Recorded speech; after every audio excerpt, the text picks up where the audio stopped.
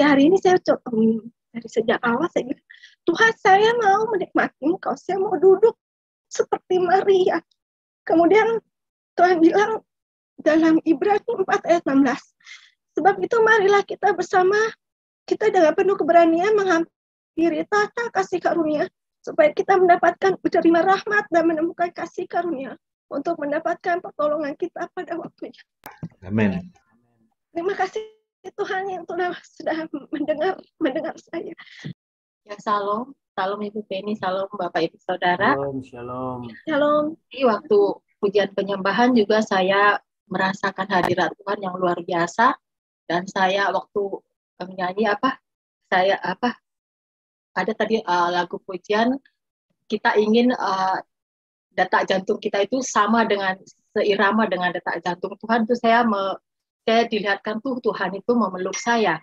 Dan setelah itu pujian penyembahan yang terakhir lagi, saya melihat Tuhan itu berdiri di awan-awan, kita memuji menyembah, dan Tuhan itu tangannya begini seperti memberkati kita. Dan saya diingatkan di 2 Tawarik 20 ayat 19 sampai ayat yang ke-22, yang bunyinya itu Tuhan Allah itu senang waktu kita memuji menyembah Dia, itu senang apapun permasalahan kita, pergumulan kita, itu Amen. Tuhan yang berperang untuk kita. Nah, di 2 Tawarik ayat 2 Tawarik 20 ayat 19 sampai 22 bunyinya, kemudian orang Lewi dari Bani Kehat dan Bani Korah bangkit berdiri untuk menyanyikan puji-pujian bagi Tuhan Allah Israel dengan suara yang sangat nyaring. Keesokan harinya pagi-pagi mereka maju menuju padang gurun Tekoa.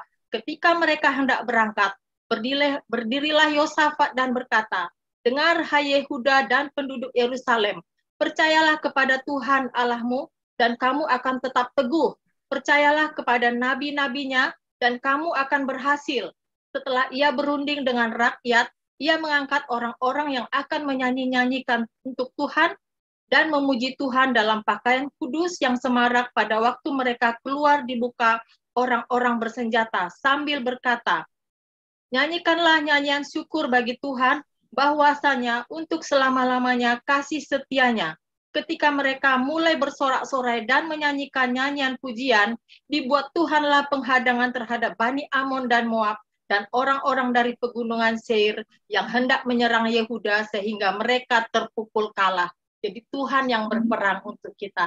Itu saja yang saya dapatkan tadi, semoga memberkati. Tuhan, pagi ini saya dapat pesan firman Tuhan. Tuhan ngomong tadi di impresi roh bahwa Tuhan memberikan kebahagiaan begitu ya, sukacita di dalam hidup kita.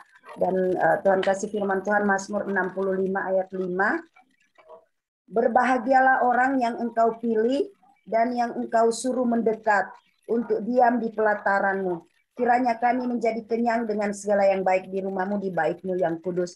Ya Tuhan katakan dia berkati kita, dia mengenyangkan kita. Terus ada lagi ayat 1 dia ingatkan tadi, Matius 6 ayat 33. Carilah dahulu kerajaan Allah dan kebenarannya, maka sekaliannya akan ditambahkan kepadamu. Itu saja, terima kasih. Haleluya, kami bersyukur kami punya Allah yang hidup, yang sungguh amat dahsyat, begitu mengasihi kami, mencintai kami, sehingga kami boleh ada sampai pada pagi yang indah itu bukan karena kekuatan kami, bukan karena kehebatan kami, tapi semua hanya semata-mata karena begitu besar kasih Allah dalam hidup kami. Bapa, kami bersyukur, kami menyembah, memuji nama-Mu, kami berdoa biarlah setiap pujian hati kami menjadi persembahan yang harum di hadapan-Mu ya Allah. Pada pagi yang indah ini kami juga akan mendengarkan firman Allah, mari berbicara kepada kami. Sampaikan isi hatimu karena selalu kami tahu dengan percaya firman bukan hanya sekedar informasi, tetapi sesuatu yang mentransformasi hidup kami. Firman bukan hanya sekedar pengetahuan, tetapi sesuatu yang merubahkan kehidupan kami ya Allah, supaya setiap kali kami mendengarkan firman Allah, cara kami melihat hidup kami berbeda, cara kami menghadapi hidup kami berbeda. Kami bersyukur, urapi mulut bibir hamba-Mu, supaya hanya perkataan kebenaran firman Allah yang tersampaikan di pagi yang indah ini. Setiap hati kami bersyukur, Bapa, dan siap mendengarkan firman Allah. Mari Bapak Ibu yang dikasihi Tuhan, setiap kita yang siap mendengarkan firman Allah, bersama-sama dengan saya, kita katakan, Amin. Puji nama Tuhan. Selamat pagi Bapak Ibu semua. Selamat Shalom. pagi, Pastor Peter. Shalom, Ya. selamat Paskah. Selamat pagi. Seberapa kita yang dalam keadaan yang baik, juga dalam keadaan sehat pagi hari ini, mari kasih lihat lambaikan tangannya. Haleluya. Puji Tuhan. Senang sekali Bapak Ibu, saya mengucapkan sekali lagi terima kasih kepada Bapak Ibu yang memberikan kesempatan, Pastor Yeskel Hebron, dan juga setiap rekan-rekan yang aktif dalam mengurus Menara Doa Segala Bangsa. Saya Peter Theokaris Yuliastomo, hamba Tuhan melayani sepenuh waktu, sekarang ada di Makassar, dan sepenuhnya melayani di Gereja Bethel Indonesia Hope Makassar. Nah, sedikit perkenalan dari saya, saudara. Ini kali yang kedua saya hadir bersama dengan saudara di dalam ibadah doa Menara Doa Segala Bangsa. Pagi yang indah ini kurang lebih ada 73 orang yang berkumpul bersama-sama karena mengasihi Allah. Amin. Puji Tuhan. Saudara, izinkan saya membagikan firman Tuhan pagi yang indah ini. Saya ingin membagikan, rasanya belum terlambat kalau saya mengucapkan selamat Paskah untuk kita semua. Dan juga di masa-masa ini selama bulan April kita sama-sama sedang merenungkan karya keselamatan yang luar biasa yang Yesus kerjakan bagi saya dan saudara. Itu sebabnya setiap kali kita memasuki bulan April, seharusnya kita merenungkan betapa Tuhan sayang sekali sama kita, sehingga dia mengorbankan dirinya bagi saya dan saudara. Nah, saudara kasih Tuhan, izinkan saya bagikan hari ini firman Tuhan. Izinkan saya diberi akses untuk share screen. Sudah, Pastor. Sudah jadi co-host? Saya pakai 2 device, Bu. Ada satu lagi yang tidak pakai gambar, namanya Peter Theokaris. Oh, bisa raise hand yang tidak pakai gambarnya, Pastor?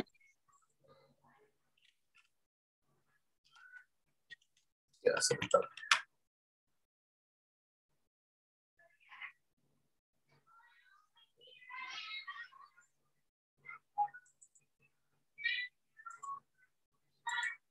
Kalau saudara mendengarkan suara anak-anak kecil lagi berhitung, saudara, saya minta maaf. Karena kami di pastori ini sekaligus sekolah.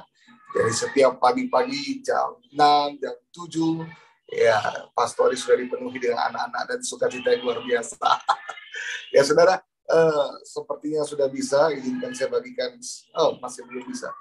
Saudara, saya ingin berbagi tentang pengorbanan Yesus karena saya percaya pengorbanan Yesuslah satu-satunya alasan dan kekuatan kita untuk tetap percaya dan mengasihi Allah dan juga menjalankan setiap kehidupan kita. Tanpa Yesus yang berkorban bagi kita, tidak ada siapapun yang dapat berdiri sampai pada hari ini. Tanpa Yesus yang berkorban bagi kita, tidak ada satupun yang dapat diselamatkan dan layak untuk menghampiri Allah. Hanya karena Yesus mau mati untuk saya dan saudara, itu sebabnya hari ini saudara kita disebut sebagai sahabat-sahabat Allah. Betapa bersyukurnya kita karena kita punya Tuhan yang bukan cuma mau mati untuk kita saudara, tetapi kita juga punya Tuhan yang mau bangkit juga hidup bagi saya dan saudara. Haleluya. Saudara dikasih Tuhan, saya tampilkan share screen pada pagi hari ini. Saya mau berbicara tentang pengorbanan terbaik, saudara. Kalau sudah terlihat di layar saudara. Sudah, Pastor. Puji Tuhan. Hari ini saya mau berbicara tentang pengorbanan terbaik, saudara. Karena saya percaya pengorbanan Yesuslah yang seharusnya cukup untuk seluruh kehidupan kita. Yesus mati di atas kayu salib supaya kita yang seharusnya firman Tuhan katakan, menerima upah dari dosa ialah maut, tetapi Yesus mati untuk kita supaya kita boleh diselamatkan dan ditebus sehingga kita boleh memperoleh kehidupan yang kekal. Berbicara tentang pengorbanan Yesus dan pengorbanan yang terbaik, kita akan mulai tentu dari ayat yang sering kita dengar dalam Yohanes pasal yang ketiga ayat yang ke-16. Saya selalu menyampaikan tentang ayat ini, saudara, karena saya percaya ayat ini cukup untuk menjelaskan tentang iman kita. Ayat ini cukup untuk menjelaskan tentang besarnya kasih Allah bagi kita. Dan ayat ini cukup untuk menjelaskan tentang karya keselamatan dan apa yang Yesus kerjakan bagi kita. Mari kita baca bersama-sama. Saya rasa setiap kita menghafal dan menguasai ayat ini. Tapi mari kita baca bersama-sama pagi hari ini dengan pelan-pelan supaya kita bisa menemukan kebenaran firman Allah dari setiap kalimat-kalimat yang kita baca. Mulai dari kalimat yang pertama, firman Tuhan bilang begini. Karena begitu besar kasih Allah akan dunia ini, sehingga ia mengaruniakan anaknya yang tunggal, supaya setiap orang yang percaya kepadanya tidak binasa, melainkan memperoleh hidup yang kekal. Izinkan saya menuntun saudara, dari satu ayat ini saudara, maka saudara akan menemukan berbagai bagian yang komplit dan jelas tentang apa yang Yesus kerjakan bagi kita. Kalimat pertama berbicara tentang karena begitu besar kasih Allah akan dunia ini. Kalimat ini berbicara tentang alasan Allah mengerjakan karya keselamatan. Alasan Allah mengirimkan Yesus bagi saya dan saudara. Kalimat karena begitu besar kasih Allah adalah kalimat yang menceritakan dan menjelaskan tentang ternyata kasih Allah yang besar itulah yang menggerakkan Yesus mengerjakan karya keselamatan bagi saya dan saudara. Kasih Allah yang besar itulah yang menggerakkan Yesus mau berkorban tergantung di atas kayu salib untuk saya dan saudara. Sehingga ia telah mengaruniakan anaknya yang tunggal, berbicara tentang apa yang Allah perbuat karena kasihnya bagi kita. Karena begitu besar kasih Allah, kalimat pertama bicara tentang alasannya. Dan yang kedua, kalimat kedua menceritakan tentang apa yang dia lakukan bagi kita, supaya setiap orang yang percaya kepadanya tidak binasa. Berbicara tentang tujuan Allah memberikan anaknya bagi saya dan saudara. Jadi ayat ini, dalam satu ayat yang sederhana ini, menjelaskan tentang hal-hal yang penting dan cukup untuk setiap kita membangun iman kita di dalam Yesus Kristus Tuhan. Alasannya jelas mengapa Allah mengerjakan karya keselamatan melalui Yesus. Satu, karena dia begitu mengasihi dan mencintai kita. Besarnya kasih Allah bagi setiap kita. Bagi saya dan saudara, itulah yang mendorong dia. Dua, mengaruniakan anaknya yang tunggal bagi setiap kita. Tentunya tujuannya supaya tiga, setiap kita yang harusnya mati, harusnya menerima maut karena dosa-dosa kita, tetapi kita boleh hidup hari ini semua karena kasih Allah yang besar bagi saya dan saudara. Saya mau katakan begini saudara, Yesus begitu cinta sama kita. Yesus begitu sayang sama kita. Sehingga dia rela menggantikan kita untuk mati di atas kayu salib. Ya, kita berbicara tentang bagaimana Yesus itu sebagai seorang yang tidak mengenal dosa. Tetapi karena saya dan saudara, dia dijadikan dosa. Supaya ada kalimat tertulis seperti ini. Supaya di dalam dia, bukan karena kekuatan kita, bukan karena kehebatan kita. Bahkan saya selalu bilang begini, bukan karena usaha kita untuk bertobat, bukan karena usaha kita untuk menjadi baik, bukan usaha kita untuk memperbaiki diri, tetapi semua itu hanya karena di dalam dia, maka kita memperoleh kebenaran daripada Allah. Saudara kasih Tuhan, saudara perlu mengerti bahwa tidak ada satupun usaha kita yang dapat menyelesaikan dosa-dosa kita. Tidak satupun upaya kita, perbuatan baik kita yang sanggup melunaskan setiap pelanggaran dan maut yang harusnya kita terima sebagai orang berdosa. Itu sebabnya perlu seorang Yesus yang lahir sebagai manusia untuk mengambil rupa yang paling hina, yang tidak mengenal dosa, kita katakan dijadikan dosa untuk saya dan saudara. Nah, saudara kasih Tuhan, kalau saudara mau tahu penderitaan-penderitaan yang Yesus alami demi saya dan saudara, saya menemukan saudara, tentunya begitu banyak penderitaan yang Yesus alami selama dia menjadi manusia.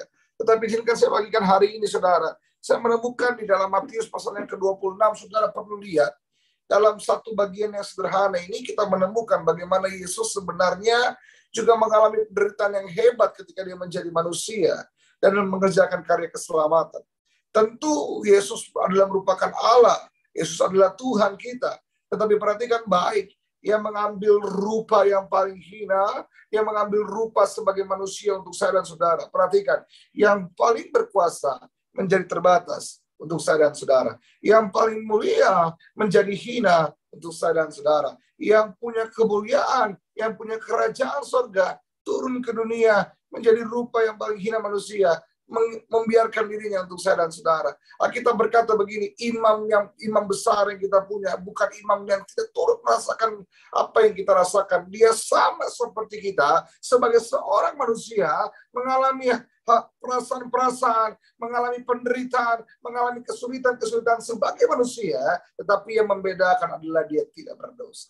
Itu artinya begini, selama dia menjadi manusia, dia juga mengalami penderitaan untuk saya dan saudara yang seharusnya tidak ia tanggung. Tetapi dia sayang sama kita, ia rela tanggung itu semua bagi saya dan saudara.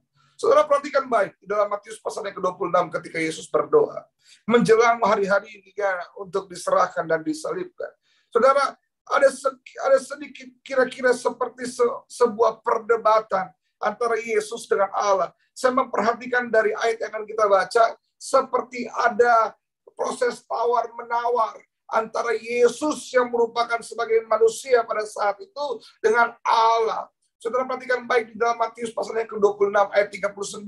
Yesus berkata begini, maka ia maju sedikit, lalu sujud dan berdoa, katanya, ya Bapakku, jikalau sekiranya mungkin biarlah cawan ini lalu daripadaku, tetapi janganlah seperti yang ku kehendaki, melainkan seperti yang kau kehendaki.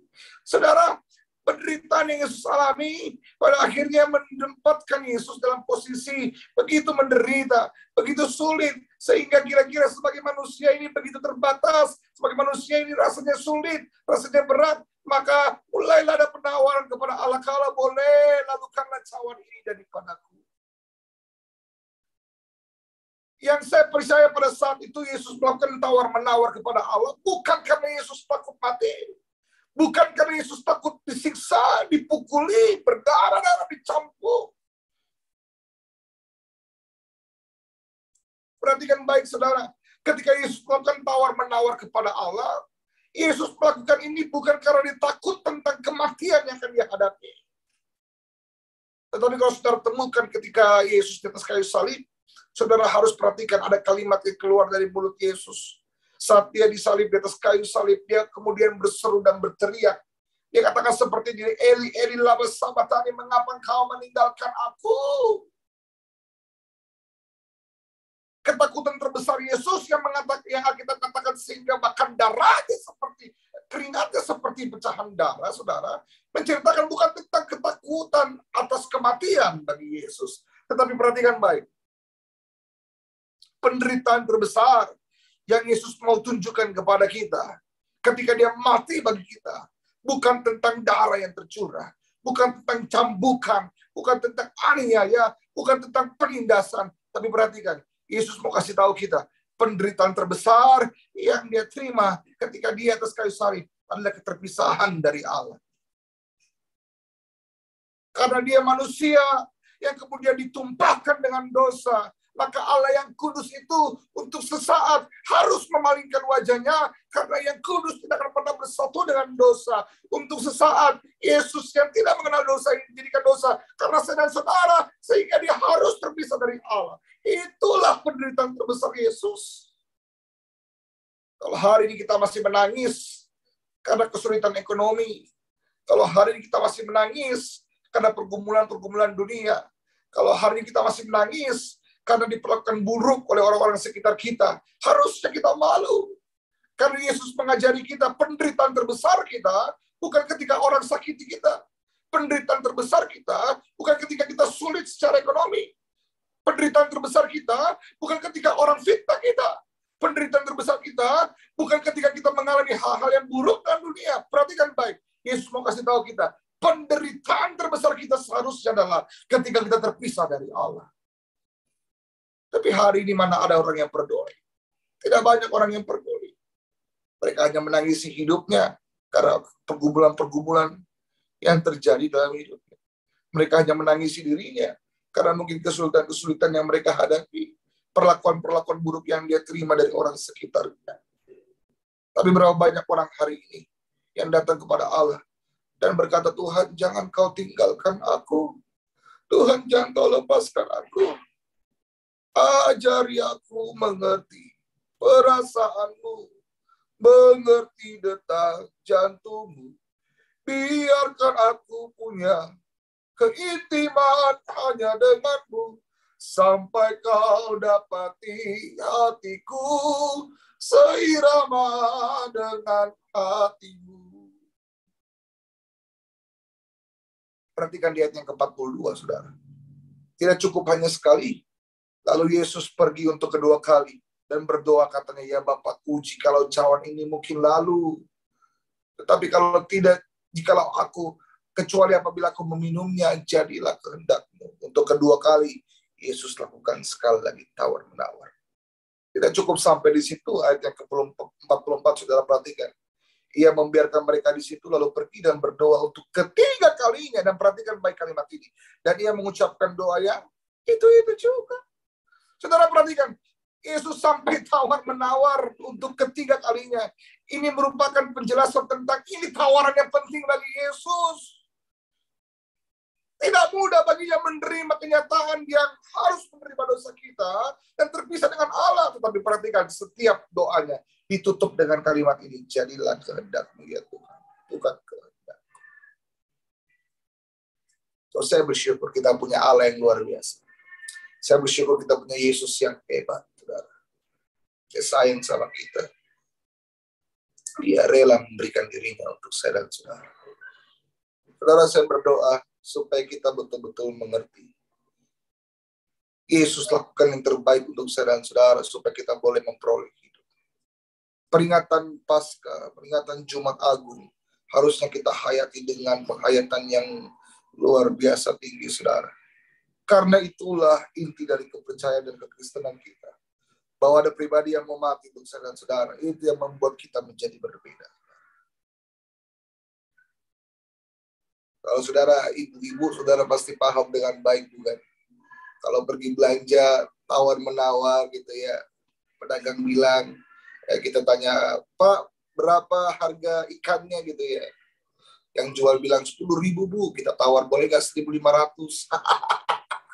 Ya, pedagangnya, penjualnya nangis, saudara. Dari 10.000 ditawar 1.500 gitu ya. Kalau nggak boleh berapa? Ya 8.000 lah Bu. Ya 3.000 deh Bu. Tawar-menawar itu bicara tentang begini. Ada yang kita inginkan, tetapi ada yang harus memang terjadi. Harga nggak bisa berubah, turun dikit boleh lah, tapi jangan 1.500 Bu. Gitu ya. Yesus pun juga punya keinginan kalau boleh Tuhan. Tapi pada akhirnya memang hanya kehendak Tuhan lah yang terjadi. Dan perhatikan dari apa yang kita baca. Saudara, kalau kita baca ketiga ayat ini, maka kita akan mengerti bahwa memang tidak ada cara lain, saudara, untuk menyelamatkan kita. Kalau Yesus sampai tawar-menawar seperti ini, kalau ada cara lain, Allah pasti bilang, coba kita kerjakan dengan cara yang lain. Tetapi memang ternyata tidak ada cara lain, saudara. Yesus harus menerima dosa kita dan mati di atas kayu salib. Bersyukurlah kita, karena Dia mengasihi kita. Dia mau mengerjakan semua. Makanya saya selalu percaya, di atas kayu salib, semua dosa kita ditanggung. Apa yang tidak bisa kita selesaikan sebagai manusia, ini luar biasa. Diselesaikan Allah di atas kayu salib bagi saya dan saudara. Amen. Katakan haleluya. Oh haleluya. Oh Haleluya. Haleluya. Tidak ada cara lain, saudara. Haleluya.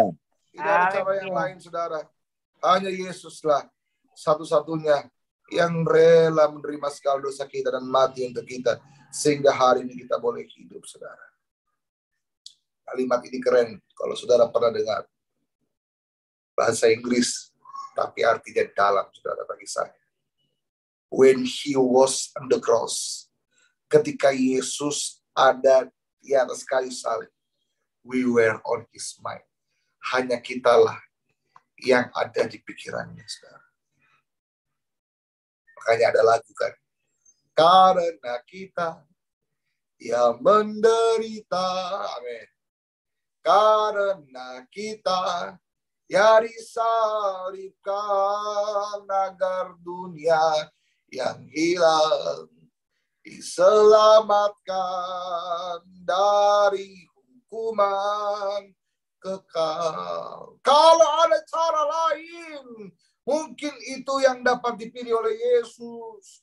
Tetapi memang tidak ada cara lain, saudara, untuk menebus dosa kita. Allah kita sayang sama kita, tapi Allah juga adalah pribadi yang adil. Setiap dosa harus dihukum, tetapi Dia tahu sebagai manusia, kita tidak akan pernah mampu menanggung dosa kita.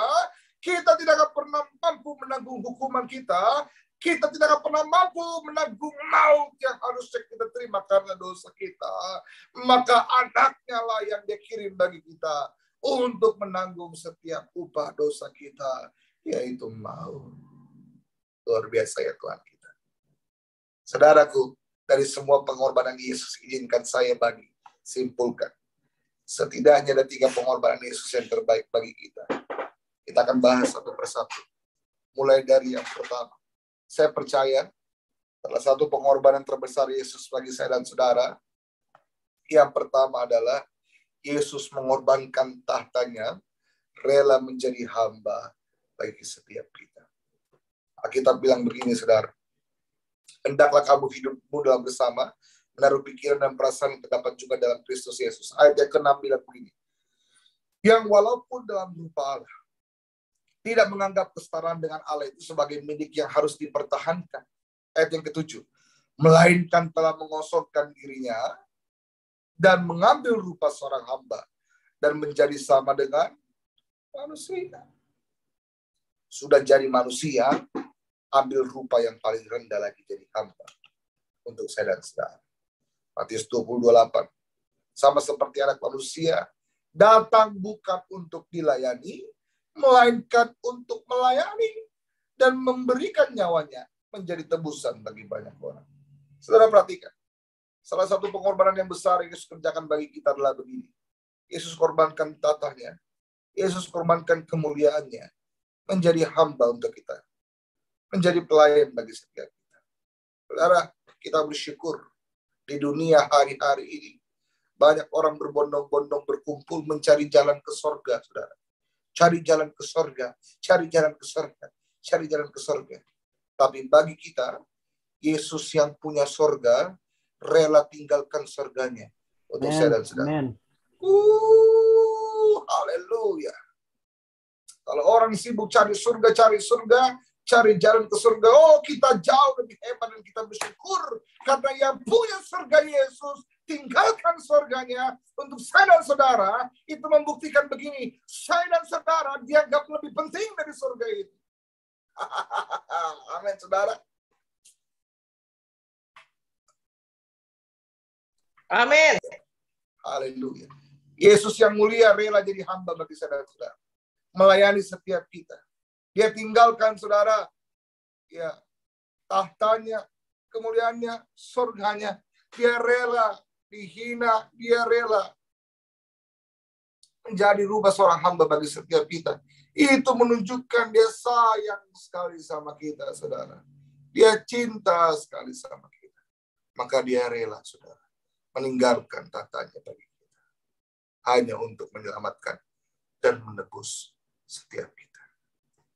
Saya selalu merenung, mungkin saya sudah pernah bagi itu, saudara. Kenapa Yesus datang sebagai bayi? Kenapa Yesus tidak datang sebagai raja? Kalau Yesus datang sebagai raja kan enak. Dia tinggal datang sama malaikatnya turun dari sorga. Dia tinggal perintah, semua beres. Gitu ya. Kalau Yesus datang sebagai raja, dia datang dengan pasukan kerajaan sorga. Malaikat-malaikat ribuan turun sama Yesus. Megah. Semua orang pasti tunduk dan taat sama Yesus. Tapi saya pelajari begini, saudara. Kalau Yesus datang sebagai raja dan seluruh pasukannya, maka kemungkinan yang terjadi terbesar adalah kita akan patuh, kita akan tunduk karena rasa takut. Ya. Kalau saudara lihat di jalan tiba-tiba saudara lagi makan es krim atau makan bakso, kemudian ada Pak Jokowi lewat terus dia tepuk kita, halo gitu ya. Saudara, yang terjadi adalah kita kan salah tingkah. Karena kita takut, kita segan sama beliau, jadi kita mungkin akan langsung siap hormat. Kita menghormati beliau dengan jabatannya sebagai Presiden 01. Dan mungkin itu juga yang akan terjadi kalau Yesus datang sebagai Raja. Tetapi tidak, saudara. Dia datang sebagai manusia. Ini yang menarik. Dia datang sebagai seorang bayi. Karena ketika saya percaya, di mana ada bayi, di situ ada sukacita. Saudara, kalau saudara pernah melahirkan, atau ada keluarga saudara yang melahirkan, ya ketika bayi itu dibawa masuk ke ruangan, semua orang menyambut saudara. Dengan penuh sukacita, tidak perlu disuruh, ya semua orang langsung berkumpul. Mana bayinya, mana bayinya. Lucunya, ini mirip bapaknya tuh ibunya ya. Begitu ya saudara. Maka Yesus mengambil rupa itu saudara. Supaya kita datang kepada Tuhan, kita menghormati Tuhan, kita mengasihi Tuhan, kita mencintai Tuhan. Bukan karena rasa takut. Tapi karena memang kita rindu untuk berjumpa dengan pribadi. Ya, Putra Allah yang diberikan bagi saya dan saudara. Amin saudara.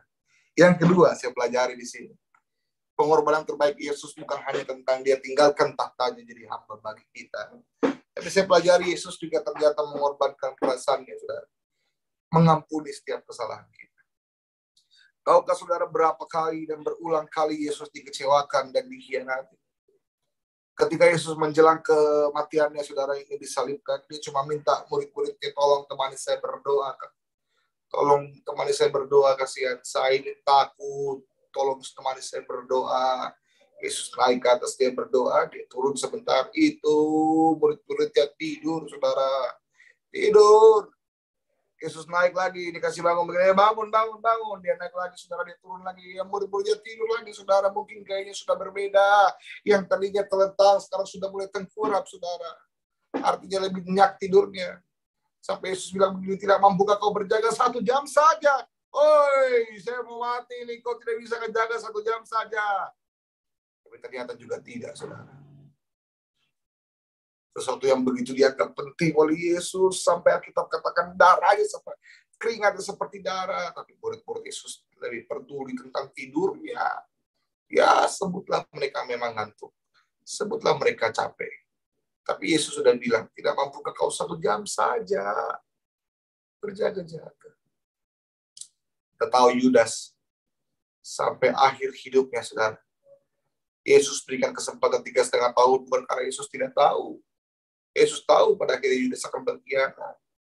Memang berulang kali dalam Alkitab catat, Yesus kode-kode ringan, singgung-singgung tipis-tipis.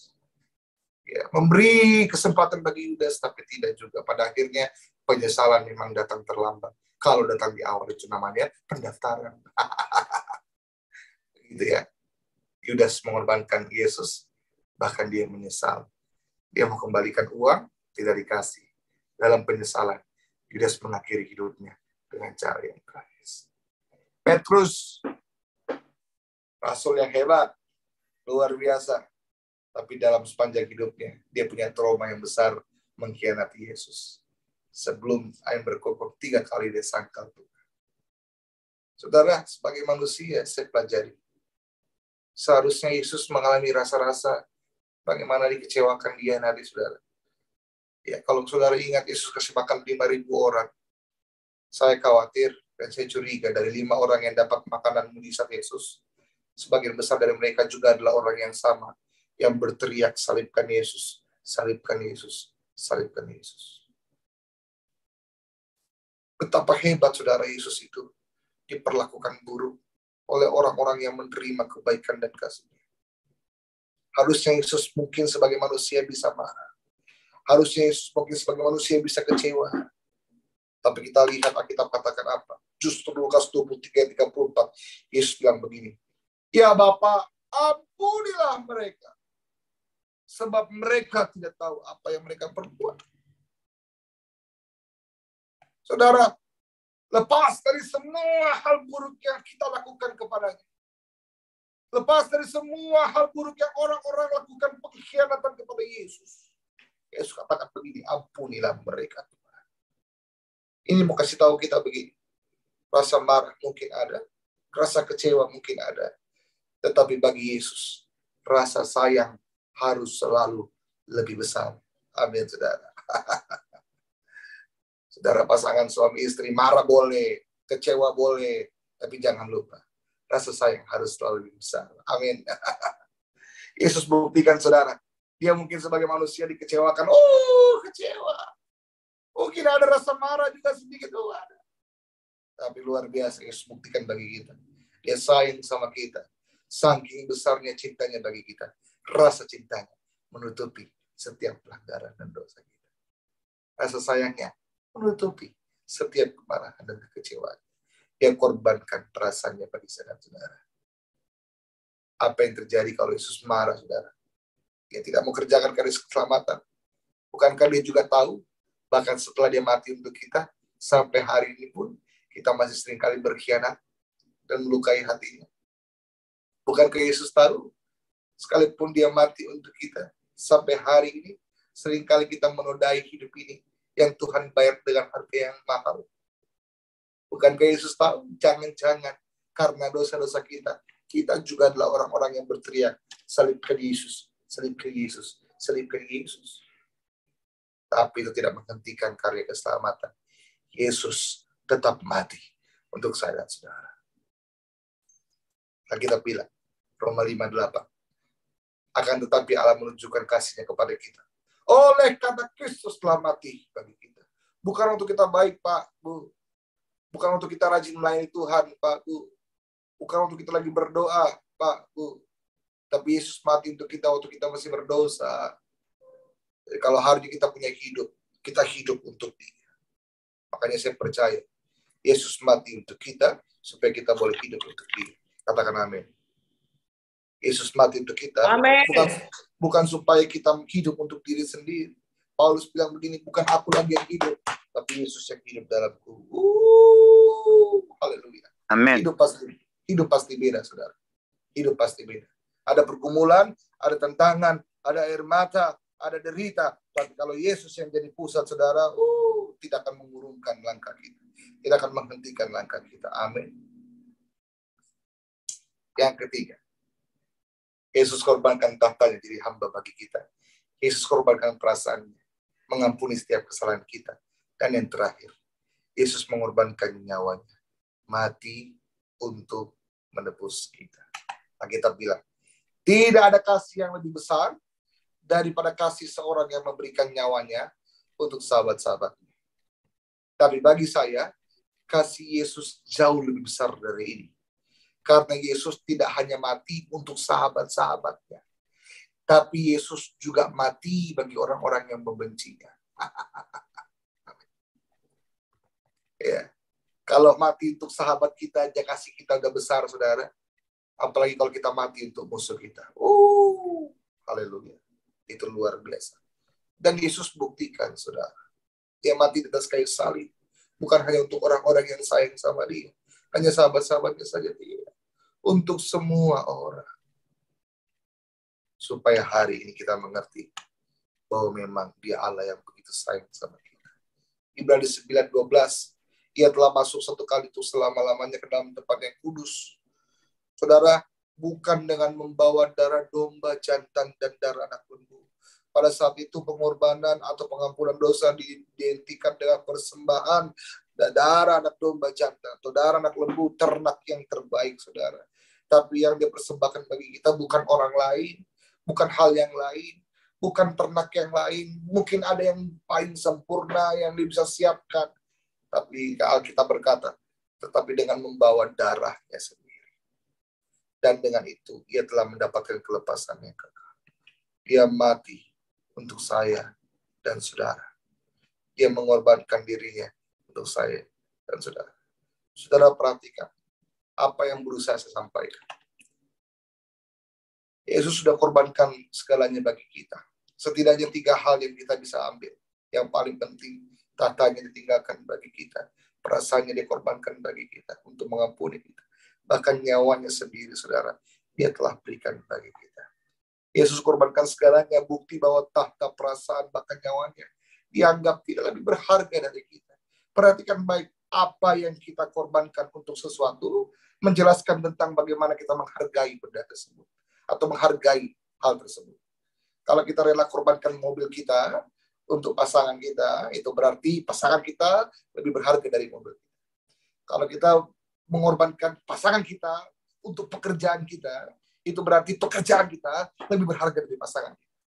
Kalau kita mengorbankan perasaan kita untuk kepentingan pasangan kita, berarti pasangan kita memang lebih penting dari perasaan kita. Tapi berapa banyak orang yang korbankan pasangannya untuk perasaannya, karena lebih penting perasaannya dari pasangannya. Tapi Yesus korbankan itu surganya, tahtanya, perasaannya, bahkan nyawanya untuk menjelaskan dan membuktikan kepada kita, oh betapa berharganya kita ini baginya. Yesus sayang sekali sama kita. Amin, saudara. Saudara, saya tutup dengan satu ayat. Saya berdoa ini menjadi perenungan bagi kita. Roma 8 ayat 32 bilang begini. Ia yang tidak menyayangkan anaknya sendiri, tapi yang menyerahkan nyawa anaknya bagi kita semua. Alkitab bilang begini. Bagaimanakah mungkin, saudara, ia tidak mengaruniakan segala sesuatu bagi saya dan saudara bersama-sama dengan dia. Pak, Bu, kalau nyawanya saja dia kasih, apalagi penyertaan. Kalau nyawanya saja dia kasih, apalagi kekuatan. Pak, lihat deh Pak. Kalau nyawanya saja dia kasih, apalagi pertolongan. Saya seringkali merasa malu, saudara. Ketika saya mulai memperhitungkan hidup saya. Mulai merasa khawatir, mulai merasa cemas, mulai merasa tidak cukup, saudara. Mungkin banyak pergumulan yang saya alami, mungkin banyak tantangan yang saya alami. Saya mulai merasa lemah.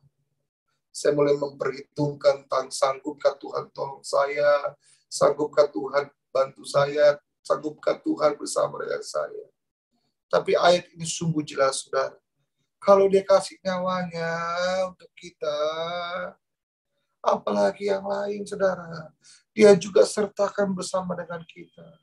Kita bilang begini, bagaimana mungkin dia tidak mengaruniakan segala sesuatu kepada kita bersama-sama dengan nyawanya. Bukan berarti setelah saudara baca ayat ini, saudara ambil kertas, oh karena segala sesuatu dikaruniakan, ayo kita bikin list permintaan kita mau apa saja. Rumah mewah, mobil mewah, ya apartemen, ya kendaraan dan sebagainya. Bukan, saudara. Itu receh. Itu receh. Saudara mau bandingkan harta, uang dengan nyawa Yesus, saudara menghina Yesus. Yang Yesus sediakan bagi kita bukan harta. Yang Yesus sediakan bagi kita adalah pribadinya. Surga bisa kasih saudara harta. Surga kaya raya, saudara jangan takut. Saudara butuh apa, surga pasti bisa siapkan. Saudara kaya, surga itu kaya raya. Surga itu punya banyak harta. Surga bisa kasih kita apa saja. Tapi kenapa waktu Allah memberikan, dia tidak kasih kita harta. Dia kasih kita Yesus. Karena pribadi Yesus lebih penting dari harta itu. Amin, saudara. Terusnya kita bersyukur. Kalau Yesus kasih nyawanya, dia juga kasih kekuatan bagi kita. Dia kasih penghiburan bagi kita. Dia kasih penyertaan bagi kita. Dia kasih pertolongan bagi kita. Dia kasih damai sejahtera bagi kita. Pribadinya jauh lebih dari cukup, saudara. Apa yang Yesus korbankan jauh lebih dari cukup, saudara.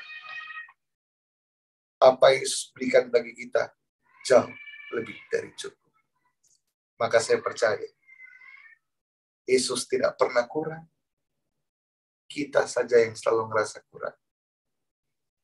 Tahukah saudara, ketika saudara khawatir, ketika saudara cemas, ketika saudara meragukan Yesus, saudara sedang menghina pengorbanan. Kalau saya punya anak saya merengek minta sesuatu.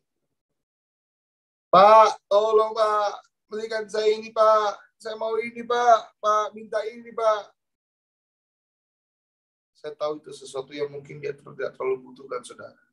Sebagai orang tua saya bisa bilang begini. Gak usah lah ya. Jangan lah ya. Kau gak terlalu perlu itu. Tapi anak saya menangis. Dia merengek-rengek minta. Pak minta. Sebagai orang tua, saya bilang tidak nak. Kau butuh yang lebih baik, yang lain nanti nak. Ya Bapak belikan ya. Bapak kasih. Kemudian anak ini bilang, kau jahat Pak. Kau nggak sayang sama saya. Kau nggak peduli sama saya. Sebagai orang tua, mungkin saya meneteskan air mata. Apalah yang kau minta itu nak. Saya bisa kasih kapanpun kau mau sebenarnya. Jangankan apa yang kau minta. Sebagai orang tua, nyawa pun ku kasih untukmu. Kalau kau sakit, ya doaku adalah lebih baik aku yang sakit daripada anakku. Kalau kau menderita, sebagai orang tua lebih baik aku yang menderita daripada anakku. Bukankah itu juga yang saudara alami? Saudara sayang anak saudara, bahkan saudara rela kasih nyawa untuk anak saudara. Tapi kalau anak saudara bilang saudara jahat, tidak sayang dia, hanya karena tidak peroleh apa yang dia minta, betapa sakitnya hati kita sebagai orang tua. Hanya karena Tuhan tidak jawab doa kita, bukan berarti Tuhan tidak sayang kita. Nyawanya saja dikasih untuk kita. Bukti dia sayang sekali sama kita. Masihkah hari ini kita merasa kurang, saudara? Kalau saudara hari ini masih merasa kurang, kalau hari ini saudara masih mencurigai Tuhan, kalau hari ini saudara masih mempertanyakan Tuhan, Tuhan sayang nggak sih sama saya? Tuhan peduli nggak sih sama saya? Malu, saudara. Alkitab catat, Yesus kasih nyawa. Kalau nyawa saja dikasih. Apalagi hal-hal yang lain, saudara. Amin. Semoga apa yang saya bagikan ini menjadi berkat buat setiap kita. Jangan meremehkan pengorbanan Yesus, saudara. Jangan merendahkan pengorbanan Yesus dengan permintaan-permintaan kita atau doa-doa kita yang tidak sebanding dengan nyawanya. Mari kita bersyukur karena Yesus mau berikan yang terbaik bagi kita. Dia tinggalkan surganya, dia korbankan perasaannya, bahkan dia berikan nyawanya untuk saya dan saudara. Seharusnya itu cukup membuktikan bahwa Yesus begitu sayang dan mengasihi kita. Apapun pergumulan yang saudara alami, apapun masalah yang saudara alami hari ini, izinkan Yesus tolong saudara dengan caranya, bukan cara kita. Amin. Seringkali bukan Tuhan tidak tolong kita, saudara. Seringkali bukan Tuhan tidak tolong kita, cuma kita mau ditolong dengan cara kita. Hanya karena tidak ditolong dengan cara kita, bukan berarti Tuhan tidak tolong. Tuhan bisa tolong dengan berbagai cara. Izinkan Tuhan tolong kita dengan caranya. Amin. Jangan buru-buru marah sama Tuhan. Jangan buru-buru kecewa sama Tuhan. Jangan buru-buru menyalahkan Tuhan. Amin. Tuhan selalu bekerja bagi kita untuk mendatangkan kebaikan. Dan saya percaya orang-orang yang mengasihi Allah, hidupnya dipelihara sempurna. Yang percaya katakan amin. Puji Tuhan. Saya berdoa saudara diberkati. Amin, amin. Mari hargai pengorbanan Yesus lebih dalam, saudara. Amin. Kalau hari ini saudara merasa saudara mengalami banyak pergumulan, mari tundukkan kepala kita mau sama-sama berdoa. Bukankah nyawa dan darah Yesus sudah dikorbankan dan diberikan bagi kita? Adakah kita merasa kurang hari ini? Mungkin karena pergumulan yang kita alami. Mungkin keadaan sulit yang kita hadapi. Mungkin pergumulan tantangan-tantangan yang begitu hebat yang menyiksa dan menyempit hidup kita. Mungkin kita mulai mempertanyakan di mana Tuhan. Mungkin kita mulai mempertanyakan mana tangannya. Mungkin kita mulai mempertanyakan Tuhan sanggupkah tolong saya. Tapi firman Tuhan hari ini mengingatkan saudara. Yesus sudah korbankan yang terbaik, saudara. Kalau Tuhan tidak tolong bukan berarti Tuhan tidak mampu tolong. Kalau Tuhan tidak tolong mungkin ada sesuatu yang jauh lebih besar yang sedang dia persiapkan bagi kita. Saudara jangan khawatir. Saudara jangan curigai Tuhan. Dia sudah kasih nyawa bagi kita. Masa untuk hal-hal yang lebih rendah dari itu dia tidak mau berikan bagi kita. Kalaupun dia tidak berikan bagi kita bukan karena dia tidak sayang kita, tapi ada hal yang jauh lebih penting yang dia sedang persiapkan bagi saya dan saudara. Haleluya, haleluya.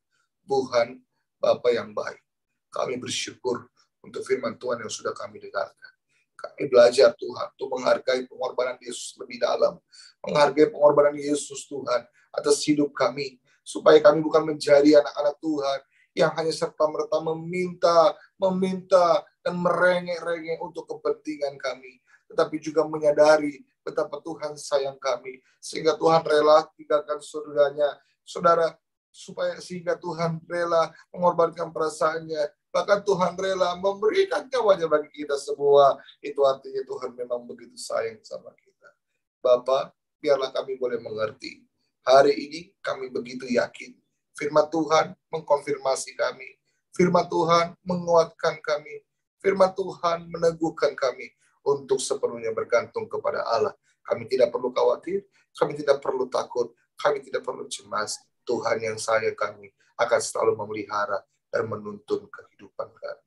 Terima kasih untuk pengorbananmu, terima kasih untuk kasih sayangmu, terima kasih untuk cinta yang besar yang Tuhan berikan dalam hidup kami. Kami diberkati oleh firman Tuhan, dan kami hidup dengan cara yang berbeda, karena firman Tuhan yang kami dengarkan. Berdoa dan mengucap syukur, hamba berdoa untuk setiap umat Tuhan yang datang pagi hari di dalam Zoom, doa menara segala bangsa Tuhan. Kami percaya, kami yang sakit, Tuhan sembuhkan. Kami yang lemah, Tuhan kuatkan. Kami yang hilang pengharapan, Tuhan peluk kembali, supaya kami boleh sepenuhnya berharap kepada Tuhan. Terima kasih Bapa yang baik. Kami terima segala berkat firman Tuhan, hanya di dalam nama Yesus Kristus Tuhan. Mari yang sudah diberkati oleh firman, bersama-sama dengan saya kita katakan, amin. Bapak, kami berdoa buat Pak Sugianto dalam nama Yesus Kristus. Kami lepaskan proteksi ilahi daripada Bapa di surga dalam nama Yesus Tuhan atas Pak Sugianto. Ada hadirat Tuhan Yesus. Ada penyertaan malaikat Tuhan yang akan mendampingi, menyertai, memimpin, menolong. Kami aktifkan malaikat ini untuk bekerja, memimpin, menolong, dan meluputkan Pak Sugianto daripada rencana-rencana jahat iblis dan orang yang bermaksud jahat dalam nama Yesus. Supaya proses hukum di kepolisian yang sebentar lagi akan dijalani, benar-benar ada pertolongan kasih karunia. Sehingga Tuhan meluputkan dalam nama Yesus daripada niat orang jahat dan juga oknum-oknum di kepolisian. Segala bentuk suap-suap daripada lawan yang punya maksud jahat, kami mau patahkan, hancurkan dalam nama Yesus. Kami gagalkan semua rencana setan dalam nama Yesus. Amin. Kami berdoa dalam nama Yesus, Tuhan ambil alih hati para penyidik kepolisian. Bahkan Tuhan, semua yang punya rencana jahat, kami mau batalkan, gagalkan dalam nama Yesus. Biar ada hadirat Tuhan, urapan kuasa Tuhan.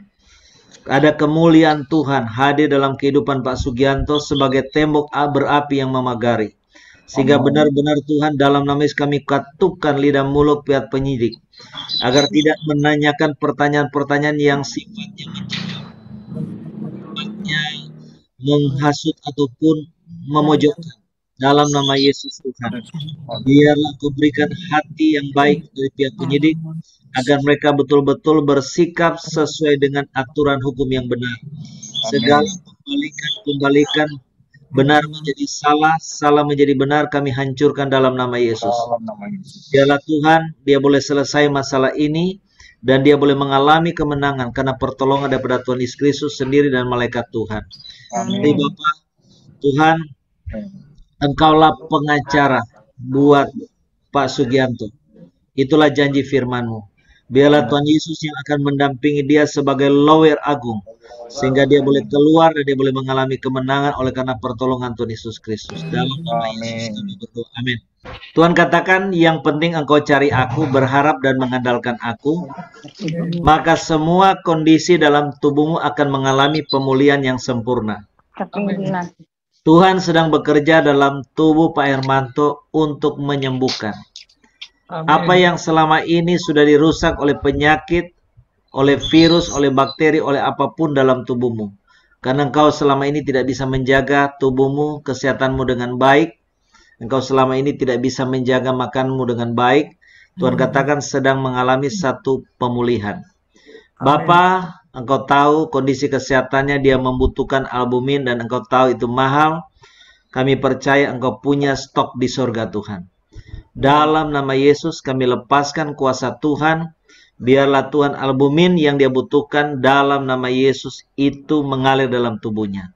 Sehingga apa yang jadi kekurangan dalam tubuhnya dalam nama Yesus Tuhan, kami tarik itu, kami lepaskan, kami impartasikan itu dalam tubuh Pak Hermanto. Amin. Sehingga Pak Hermanto bisa sembuh, sehat Tuhan. Pulih karena kuasa Tuhan. Segala pekerjaan setan, belalang, pelompat yang mengganggu kesehatan, yang mencuri berkat keuangan, kami hancurkan dalam nama Yesus. Kami lepaskan kekuatan, kesembuhan, pemulihan yang sempurna turun atas Pak Hermanto dalam nama Tuhan Yesus. Haleluya. Amin. Bapa, dalam nama Yesus kami lepaskan proteksi ilahi daripada Tuhan atas Yosef dalam nama Yesus.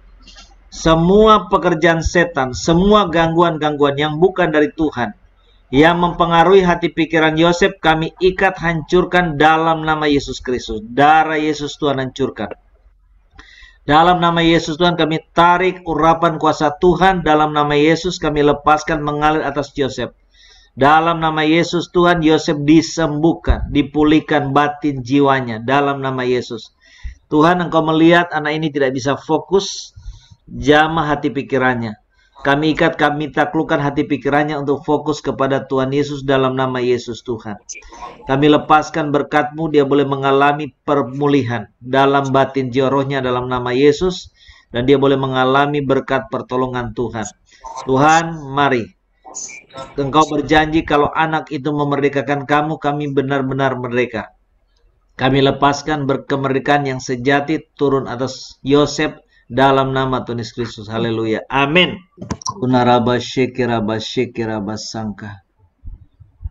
Tuhan katakan, cari aku dengan sungguh-sungguh.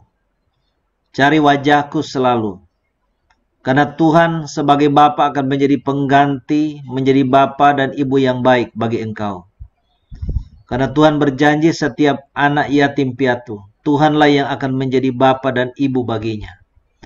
Bapa, engkau lihat Ana, engkau lihat pergumulannya, engkau lihat kesendiriannya, engkau juga melihat segala rasa kesepiannya, karena begitu sulit untuk tempat dia curhat, karena dia tidak punya orang tua.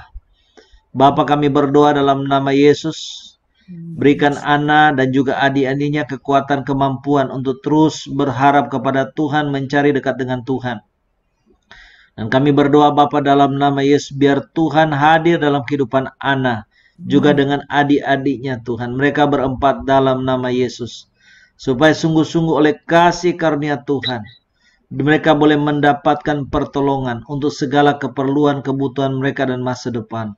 Kami tidak tahu dari mana dan bagaimana, tapi Tuhan dengan cara yang ajaib menyediakan segala keperluan keuangan untuk kebutuhan mereka, pendidikan sekolahnya Tuhan.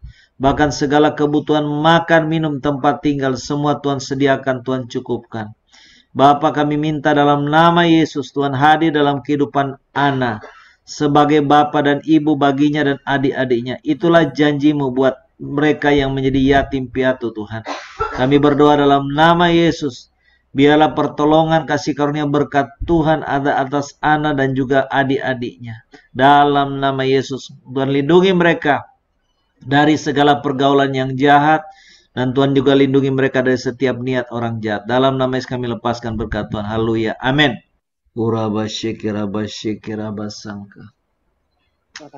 Tuhan, kami percaya firman-Mu Amsal 21 ayat 1, hati raja seperti batang ayam tangan Tuhan, Tuhan alirkan kemana Tuhan mau. Amin. Tuhan, hati para owner, para pembeli, buyer, semua dalam tangan Tuhan. Amin. Tuhan alirkan kemana Tuhan mau. Segala bentuk tipu muslihat setan, provokasi, rancang-rancangan jahat setan yang mencoba menghalangi, menggagalkan, menutup pintu berkat Ibu Shanling, kami ikat, patahkan, hancurkan dalam nama Yesus Kristus. Dalam nama Yesus kami buka pintu-pintu berkat keuangan baginya, usaha pekerjaan baginya, timur, barat, utara, selatan. Dalam nama Yesus, biar mereka yang sakit atau alasan apapun Tuhan rubah Tuhan. Sehingga mereka boleh kembali membeli apa properti yang mereka sudah setuju atau sepakati. Kami lepaskan berkat-Mu dalam nama Yesus turun atas Ibu Shanling. Ada penyertaan Tuhan dalam bisa pekerjaan, keluarga, rumah tangga, anak-anaknya.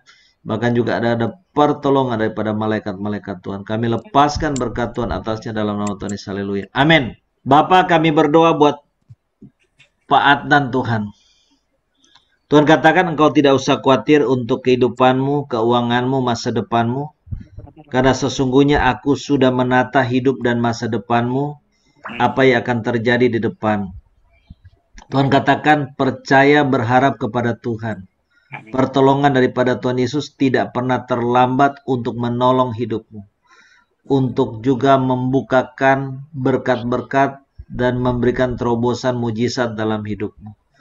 Bapa, kami berdoa dalam nama Yesus, kami lepaskan pemerintahan damai sejahtera dari Tuhan Yesus Kristus mengalir atas Pak Adnan dalam nama Yesus.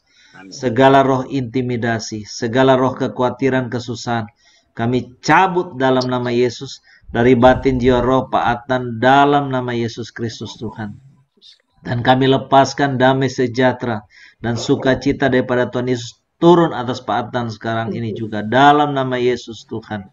Sehingga Pak Adnan bisa tenang dan di jam-jam dia harus beristirahat tidur, dia bisa beristirahat tidur dengan nyenyak, dengan pulas.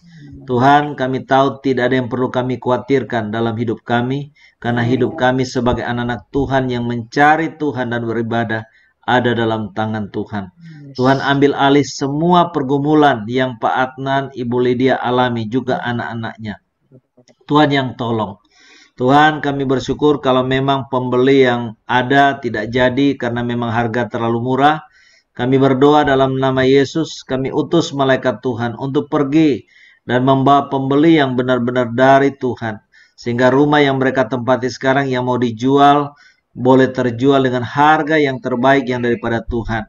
Dan dalam nama Yesus Tuhan akan buka jalan, mereka akan mendapatkan pengganti rumah ruko yang memang mereka rindukan Tuhan.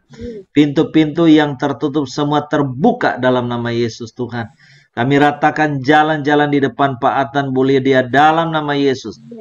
Dan kami panggil, biarlah pembeli yang daripada Tuhan boleh datang.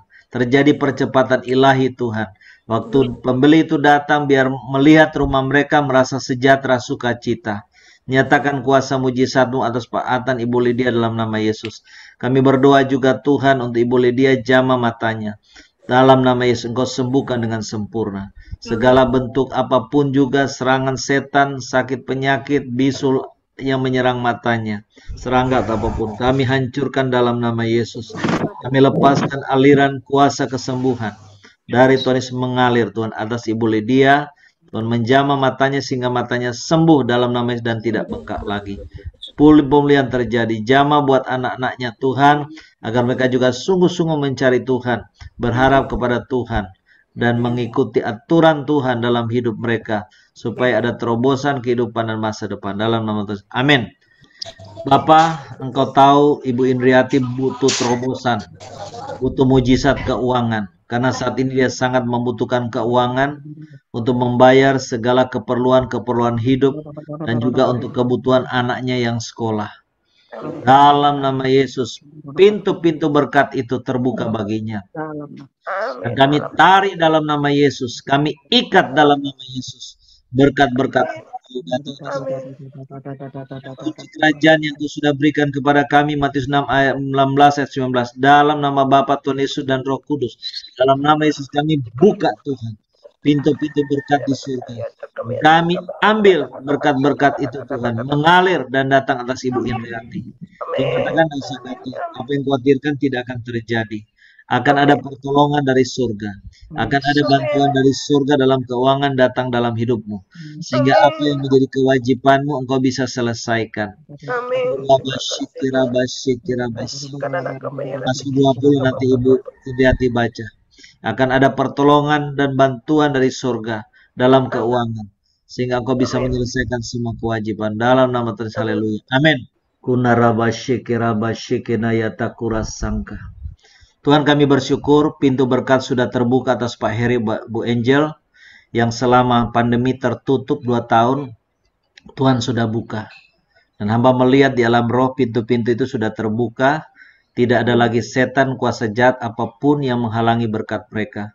Kami tarik berkat-berkat keuangan, usaha pekerjaan, order-order boleh mengalir dalam limpah, baik dalam usaha Pak Heri sebagai seorang tukang las, dan juga dengan Bu Angel Tuhan, dalam nama Yesus. Dan saat ini Tuhan, kami minta urapan kuasa kesembuhan dari Tuhan Yesus Kristus mengalir atas Ibu Angel. Segala sakit ambeien yang menyerang dia Tuhan. Kata dokter, harus dioperasi dan sebagainya.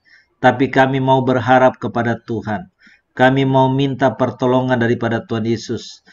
Kami hanya mau dengar kata Tuhan Yesus saja. Kami hanya mau dengar kata firman Tuhan saja. Karena firman-Mu berkata, orang yang beribadah kepada Tuhan, Tuhan akan menjauhkan penyakit dari tengah-tengah kehidupannya. Kami percaya itu janji-Mu, Keluaran 23, 25. Dan kami percaya saat ini dalam nama Yesus, Tuhan juga akan menjauhkan, mengenyahkan ambeien ini daripada Ibu Angel dalam nama Tuhan Yesus. Karena Tuhan berjanji dalam Kisah Rasul 3:16, karena kepercayaan kepada nama Tuhan Yesus, maka nama itu memberikan kekuatan, ada itu si Bu Angel. Dan kepercayaan kepada nama Yesus itu memberikan kesembuhan. Kami tahu Tuhan sudah selesaikan semua di atas salib. Karena itu kami tarik dalam nama Yesus Kristus kuasa kesembuhan daripada Tuhan Yesus. Dan saat ini kami lepaskan mengalir atas tubuh Ibu Angel. Dalam nama Yesus Tuhan, kuasa itu menjama bisulnya, menjama ambeiennya. Dalam nama Yesus, menjadi kempes, sembuh dalam nama Yesus. Segala virus, bakteri, apapun juga yang menyebabkan ambeien, kami ikat, hancurkan dalam nama Tuhan Yesus Kristus. Dan kami lepaskan kuasa kesembuhan dari Tuhan Yesus mengalir, sehingga ambeiennya ini sembuh, pulih dalam nama Tuhan Yesus. Tuhan, tangan-Mu saja yang akan mengoperasi. Tangan-Mu saja akan mengangkat sehingga Ibu Angel sembuh, pulih dalam nama Yesus. Biarlah pemulihan total terjadi dalam keluarga Pak Heri, Bu Angel. Ekonomi keuangan mereka, usaha pekerjaannya dipulihkan. Kesehatannya juga dipulihkan. Bahkan Tuhan menata kehidupan mereka, sumber-sumber keuangan mereka. Dalam nama Tuhan, haleluya. Amin. Tuhan, Engkau sendiri adalah sumber kesehatan kami. Engkau sendiri Tuhan adalah sumber kekuatan kami. Engkau tinggal dalam hati dan kehidupan kami, juga dalam kehidupan Ibu Tresya. Dalam nama Yesus Kristus, kekuatan kuasa Tuhan mengalir dan bekerja atas tubuh Ibu Tresya dalam nama Yesus. Segala gangguan kesehatan yang menyerang kakinya, saraf-sarafnya, otot-ototnya, kami hancurkan dalam nama Yesus. Kami tarik dalam nama Yesus. Berkat kesembuhan dari Tuhan Yesus mengalir atas Ibu Tresya. Inarabashikirabashikirabashikirabashikirabasangka. Imaratakanaratakuratakarabasikirabashikirabasangka. Sembuh dalam nama Tuhan Yesus. Sembuh dalam nama Tuhan Yesus. Ibu Tresya sembuh dalam nama Yesus. Seluruh saraf-sarafnya, ototnya, kakinya, tulangnya, semua sembuh sehat. Dan dia boleh beraktivitas seperti biasa Tuhan. Nyatakan kuasa kesembuhan mujizat atas Ibu Tresya dalam nama Tuhan. Amin. Tuhan, segala proses yang sedang berjalan di pengadilan atas orang yang berhutang kepada Bu Yeni untuk mengeksekusi rumahnya, untuk membayar hutang Bu Yeni, Tuhan buka jalan, sertai campur tangan dan tolong. Dalam nama Yesus kami perintah biar malaikat-malaikat Tuhan juga akan menolong Ibu Yeni, mengambil alih pihak hakim, pihak panitra, pihak kejaksaan dalam nama Yesus. Sehingga benar-benar keputusannya bisa selesai, bisa inkrah, dan eksekusi bisa jalan, dan apa yang menjadi hak Ibu Yeni, orang yang hutang itu bisa mengembalikan uang daripada Bu Yeni Tuhan. Kami rebut, kami ambil semuanya secara utuh sempurna dalam nama Yesus Kristus. Biarlah Ibu Yeni boleh mengalami terobosan, pemulihan dan berkat Tuhan di dalam usaha pekerjaan khususnya keuangan. Mari Bapak, Engkau kirim malaikat-Mu untuk mempercepat proses ini, sehingga urusan ini boleh cepat selesai. Dalam nama Yesus, Tuhan berikan kemenangan buat Ibu Yeni Tiong yang ada di Papua. Dalam nama Yesus Tuhan. Amin. Tuhan, Wahyu 3 ayat 7 Engkau berkata bahwa kalau Tuhan membuka pintu, tidak ada yang bisa menutup. Dalam nama Yesus, Tuhan tahu pergumulan Imelda dalam karirnya. Kalau ada orang yang berusaha menghambat, kami percaya Tuhan, tangan Tuhan sanggup membuka. Dalam nama Yesus, pintu-pintu bagi karir Imelda di Pemkot Medan terbuka dalam nama Tuhan Yesus. Terbuka dalam nama Yesus. Terbuka dalam nama Tuhan Yesus. Malaikat-malaikat Tuhan akan menolong Tuhan. Ambil alih wali kota Medan. Ambil alih wakil wali kotanya. Kalau Imelda sudah curhat masalahnya, Tuhan jamah mereka. Gelisahkan hati mereka Tuhan. Wali kota dan wakil wali kota serta orang di sekitar mereka. Gelisahkan mereka Tuhan. Jamah mereka. Selama ini Tuhan, 2 tahun ini Imelda sudah sungguh-sungguh beribadah setia mencari Tuhan. Kami klaim janjimu, Keluaran 23-25, bahwa Tuhan akan memberkati usaha pekerjaan Imelda. Amin. Termasuk juga Tuhan karirnya. Karena itu dalam nama Yesus, Tuhan katakan engkau akan mengalami satu terobosan yang besar yang kamu tidak pernah pikirkan dan alami sebelumnya. Tuhan akan membawa engkau keluar, sama seperti Yusuf Tuhan bawa keluar dari penjara. Tuhan juga akan membawa engkau keluar, sehingga engkau akan mengalami terobosan dalam karirmu.